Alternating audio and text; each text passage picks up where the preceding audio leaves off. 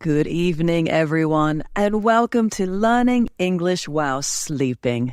I'm your host, Catherine. It's a pleasure to be with you before we have a beautiful dream.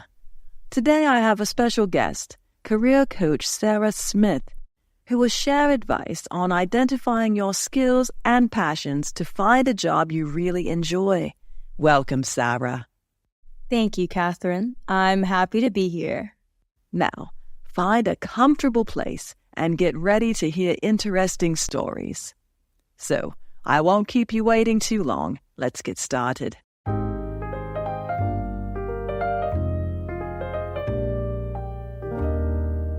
To start off, can you explain why it's so important to choose a job that fits your skills and interests? Absolutely. When your job matches your abilities and what you feel passionate about, it makes going to work each day much more satisfying. You'll feel motivated, productive, and happy rather than bored or frustrated. That makes total sense. So, how can listeners begin to identify their key skills? A good first step is to make a list of tasks you feel confident doing, things that come naturally or that you received positive feedback on. For example, being organized, working with numbers, writing clearly, public speaking, and so on. I can see how that self-reflection could provide useful insights.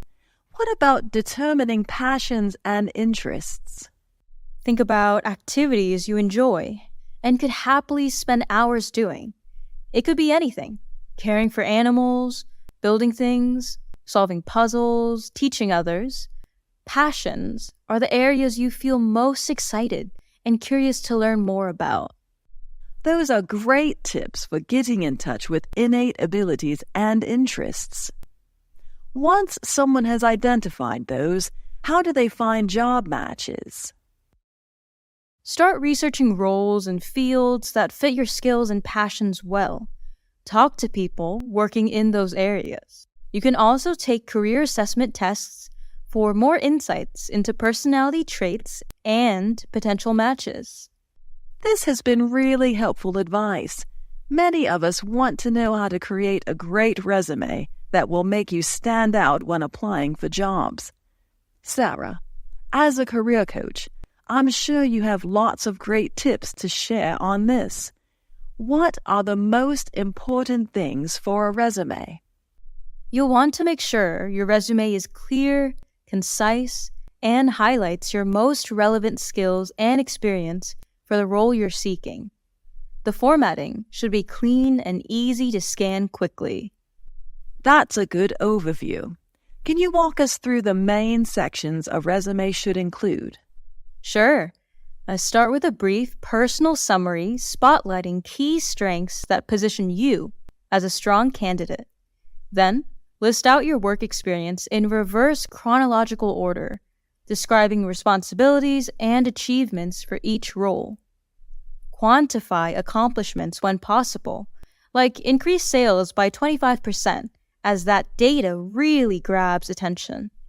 Also, include a skills section showcasing your most valuable abilities for the job. What about information beyond job duties? Should people cover education, extracurricular activities, and so on? Definitely. Education and academic training are important resume sections. List degrees, institutions attended, coursework relevant to your field, and any honors received. If you have limited work experience, emphasize school involvement, like clubs, volunteer roles, or class projects that demonstrate transferable skills. For experienced candidates, only include prestigious awards or leadership roles outside of work. Those are extremely helpful tips for tailoring a resume for different career stages. Let's talk about length and formatting. For most roles, aim for one page unless you have over 10 to 15 years of experience to convey. Use brief, punchy statements in simple language rather than long paragraphs. Clear section headings and bulleted details allow for easy skimming. Finally, pay close attention to the job description and tailor your resume to mirror the critical keywords and skills they specify. Resumes are crucial, but cover letters are also key when applying for jobs. Sarah, what tips do you have for crafting a great cover letter? A good cover letter allows you to make a strong first impression and highlight your passion for the role. It should complement your resume, not just restate it. What are essential components to include? Start with a formal greeting, addressing the hiring manager by name if possible. Then have an engaging opening paragraph, expressing enthusiasm for the position and the company. Briefly explain why you're an ideal fit. The body section is where you make connections between your background and the job requirements. Provide concrete details showcasing your relevant skills and accomplishments, but keep explanations concise and focused. That helps paint a clear picture. Any advice on tone and style? Definitely proofread carefully to fix any errors, as mistakes can make you look careless. Use professional yet conversational language, avoiding overly complex words and phrases. Be positive and confident, but remain humble as well. The closing paragraph should reiterate your interest and thank the reader for their consideration. End with a polite call to action, like, "I look forward to discussing how I can contribute." Those are excellent cover letter guidelines. Should the letter match the resume's formatting? Yes, using the same font, header, and style keeps a consistent personal brand across all application materials. Also, be sure to customize each letter for the specific role, rather than just using a generic template.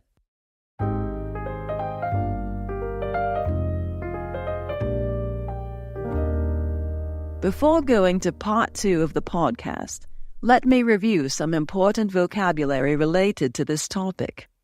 First of all, let's look at the adjective passionate. It means having or showing strong feelings of enthusiasm for something or belief in something.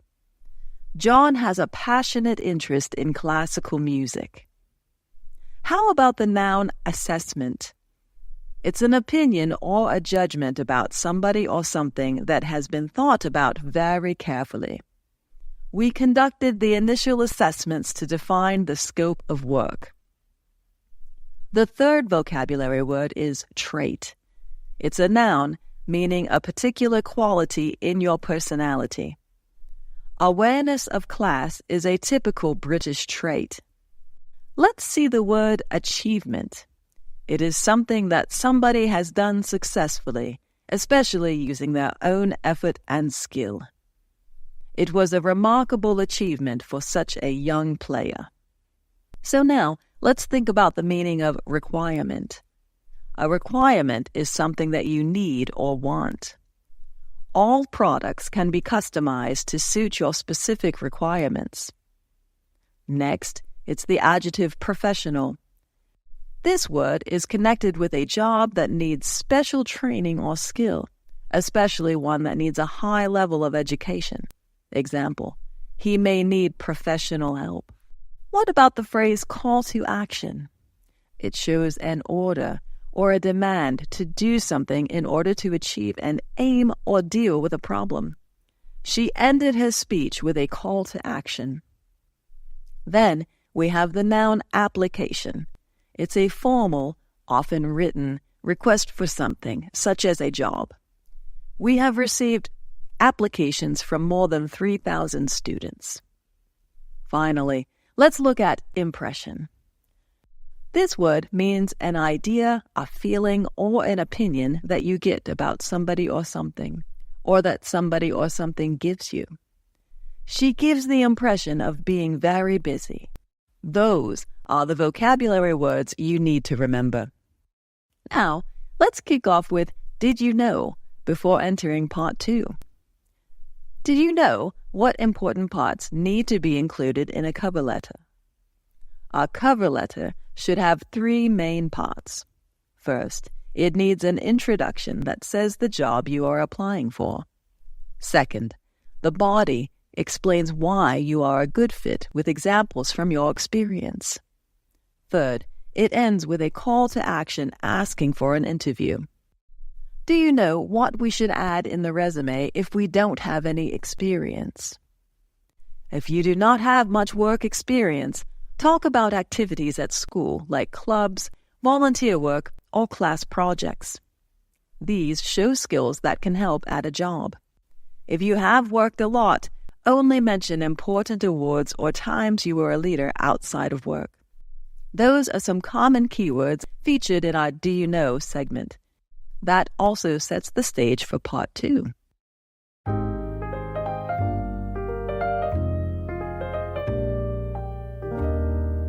These days, so much job searching happens online.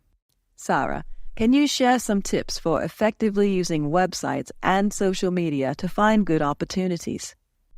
Absolutely.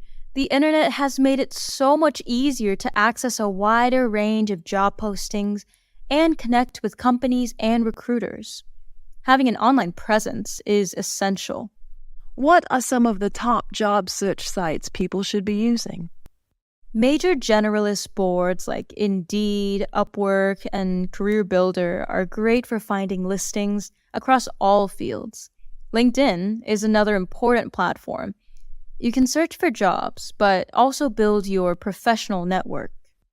It seems having a polished LinkedIn profile is very important then. What should people highlight? Yes, think of your LinkedIn as an interactive resume showcasing your skills and experience. Include a professional photo and a compelling about summary. Describe accomplishments for each role, not just responsibilities. Ask colleagues to endorse your top abilities and write recommendation letters. It's also useful to follow companies you're interested in and join groups related to your profession. This allows you to engage with others in your field and get insights. That's really valuable advice for job seekers. Any other tips for using online tools? Set up email alerts for your desired roles so you're immediately notified of new openings. And be sure to make your accounts public and Google yourself sometimes. Employers will likely do online research about candidates. You want to present a positive professional image. Networking is often cited as one of the most powerful tools for career development. Sarah, why is it so important to build a strong professional network? Networking allows you to tap into the hidden job market of unadvertised openings that might be an ideal match. Your connections can provide insights, advice, and possibly even get you a job that you might have missed otherwise. That makes a lot of sense. What are some effective ways to start growing your network? First, get connected on LinkedIn with former classmates, colleagues, managers, professors, anyone you've had a positive professional relationship with. Sending personalized connection requests is better than generic ones. It's also valuable to join industry groups or associations related to your field of interest. Attend local meetings and events to make new contacts with shared interests. Those in-person interactions seem so valuable. Do you have tips for working a networking event? Absolutely. Before the event, have your elevator pitch ready, a short way to introduce your background and goals. Bring business cards to easily share contact information. During the event, make eye contact and give firm handshakes to everyone you meet. Ask questions about their role and company to keep the conversation flowing. And be sure to get their card as well to follow up. Now, the follow-up is key. Within a week, send a brief email or message referencing your discussion and expressing interest to continue the dialogue. Such great advice on making lasting connections. Once you've applied for roles, the next big step is nailing the job interview. Sarah, What advice do you have for getting ready for this crucial meeting? Proper preparation is key to making a great impression in interviews. First, research the company thoroughly. Read their website, news, stories, and social media to understand their mission, products, or services, and culture. Having that knowledge must be really helpful for answering questions well. What else should candidates do ahead of time? Practice answering common interview questions out loud, but have talking points ready rather than scripted responses. You want to sound natural. Also, prepare several insightful questions to ask the interviewer about the role and company. The night before, choose an outfit that looks professional, yet is something you'll feel comfortable in. Have all materials like copies of your resume and examples of your work ready to go. The day of the interview is so important, too. What tips do you have for that day? Absolutely. Allow extra time in case of delays so you arrive around 15 minutes early. Bring a notepad and pen to jot notes. Greet everyone warmly and give a firm handshake. During the interview, make eye contact and be conscious of your body language. Sit upright and avoid fidgeting. Listen carefully and ask for clarification if needed before responding concisely. Most importantly, convey enthusiasm and show how your background makes you an ideal candidate using specific examples that demonstrate skills. Send a thank you email reiterating your interests that evening.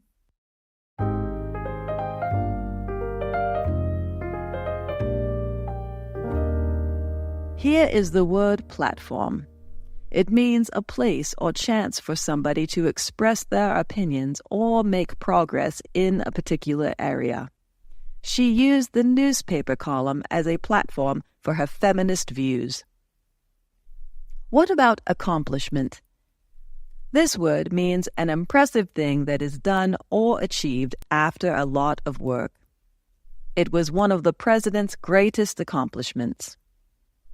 Next, we have another noun, recommendation. It's an official suggestion about the best thing to do. The main recommendation is for a change in the law. Here is the word connection. This word means something that connects two facts, ideas, etc. Consumers are more likely to buy something from a person or shop they feel a personal connection to. Association is an official group of people who have joined together for a particular purpose. Do you belong to any professional or trade associations? Next is interaction. Interaction means talking or working with somebody. Sarah mentioned the interaction between people in a company. In addition, it's the noun network. It means a closely connected group of people, companies, etc., that exchange information. Expand your network of contacts beyond your usual circles. Now, look at interview. This word means a formal meeting at which somebody is asked questions to see if they are suitable for a particular job. He has an interview next week for the manager's job. Here is the vocabulary word mission. It means an important official job that a person or group of people is given to do. She led a recent trade mission to China. The last word is background. It means the details of a person's family, education, experience, etc. The job would suit someone with a business background.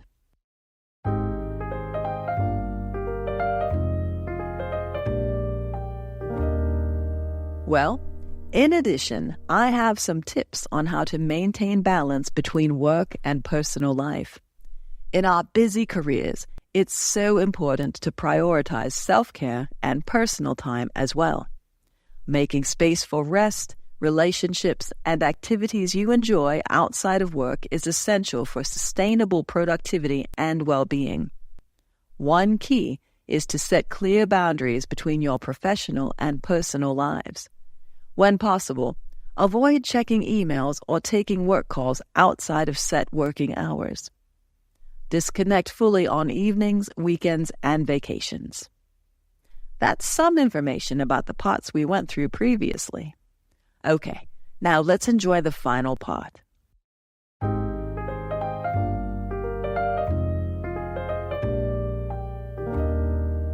You covered so many helpful tips for acing the interview itself, but the process doesn't end there. Proper follow-up is also crucial. Sarah, why is sending a thank you email so important? The thank you email serves several key purposes. First, it lets you show your interest in the job and remind them how your skills fit the role. It's also a chance to answer any questions you didn't fully answer during the interview. And it shows good communication skills and professional behavior. Those are great points. When is the best time to send the thank you email? You should send it quickly, within 24 hours of your interview, while they still remember you well. Any later, and it may not have the same impact. What are the important parts to include in the email? Start with a formal greeting, like Dear Mr. or Mrs. last name. Then, in the first line, introduce yourself and thank them for meeting with you. In the next few paragraphs, say again how excited you are about the job. Highlight 1 or 2 strengths that make you the best candidate. You can share a short example showing skills that match the job needs. If there were any important points you didn't get to cover, this is a chance to mention them briefly. What should the closing part of the email include? End by thanking them again for their time. You can also say you are happy to answer any other questions they may have. Finally, close with sincerely, followed by your full name, email, signature, and contact information. After all the hard work of applying and interviewing, finally getting a job offer is so exciting. But Sarah, the negotiation process can feel scary for many people. What advice do you have for this stage? You're right, Catherine. Negotiating an offer is an important step that needs careful preparation. With the right approach, you can ask for fair pay while keeping the talk friendly. The most important thing is to have proof for why you are asking for a certain salary. Research typical salary ranges for that job and area so you have facts. Also, be ready to clearly explain the specific skills and value you bring. Those are smart strategies. How should candidates start the negotiation once they get an offer? Start by showing excitement about the job. Then share your thoughts on the salary. Use polite words like, however, after careful consideration, the salary seems below the typical market range for someone with my skills. Be prepared to calmly counter with a higher number that matches your research and experience level. Avoid giving the first number. Let them make an opening offer.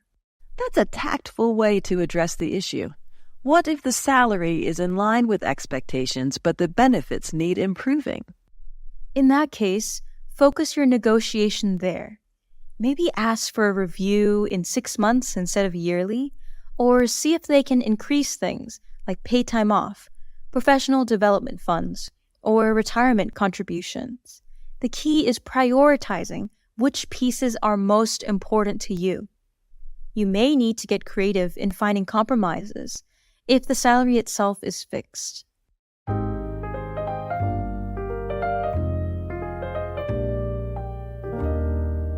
Now, please join me in learning the last 10 vocabulary words.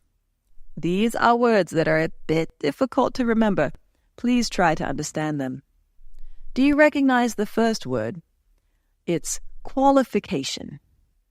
This is the noun that means a skill or type of experience that you need for a particular job or activity. Previous teaching experience is a necessary qualification for this job. How about the noun opportunity? Have you often heard it before? It means a time when a particular situation makes it possible to do or achieve something. I'd like to take this opportunity to thank my colleagues for their support. Next, we have consideration. The meaning of this word is the act of thinking carefully about something. Careful consideration should be given to issues of health and safety. Let's figure out contact. It means the act of communicating with somebody, especially regularly. There is little contact between the two organizations. Please try to remember the noun candidate. It's the person who is trying to be elected or is applying for a job. He is the best candidate for the job. Then we have demonstrate. It means to show something clearly by giving proof or evidence. Let me demonstrate to you some of the difficulties we are facing.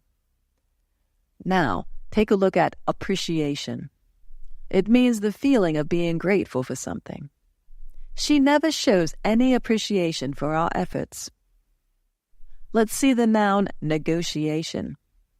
It means formal discussion between people who are trying to reach an agreement. They begin another round of negotiations today. Have you heard the adjective essential?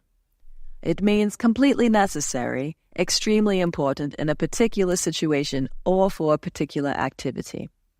The museum is closed while essential repairs are being carried out. The last word of today is preparation. This word means the act or process of getting ready for something or making something ready. Careful preparation for the interview is essential.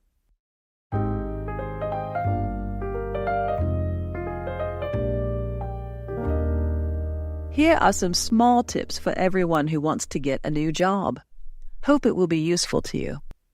And remember that the workforce is going through a major change because of new technology like automation, artificial intelligence, and new ways of working remotely. These changes will significantly impact the types of jobs available and required skills. Jobs requiring skills that machines cannot easily copy will also stay in demand.